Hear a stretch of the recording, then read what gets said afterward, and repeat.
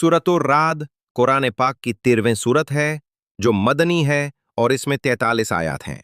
ये सूरत अल्लाह की कुदरत, तौहीद और वही के हक होने पर जोर देती है। वहुवल्लज़ी मद्दल अर्द वजअल फ़ीहा रवासी व अनहारा, और वही है जिसने ज़मीन को फैलाया, उसमें पहाड़ और दरिया बनाए। ये आयत अल्लाह की तख्लीक की ताकत की गवाही देती है। इन्नल्लाह ला युगय्यिरु मा बिक़ौमिन हत्ता युगय्यिरु मा बिअनफुसिहिम। बेशक अल्लाह किसी कौम की हालत नहीं बदलता जब तक वो खुद को न बदलें।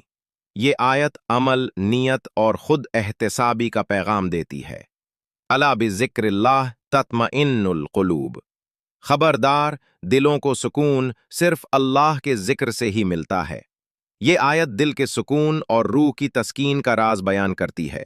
अल्लाह की कुदरत, ज़मीन, आसमान, बारिश, बिजली, सब इसकी निशानी है। रसूल मिरयात अल्लाह सल्लल्लाहु अलैहि वसल्लम की सदाकत, मुखालिफीन को समझाया गया कि कुरान सच्चा है। जज़ा व सज़ा, नेकों के लिए जन्नत और मुनकरों के लिए अजाब।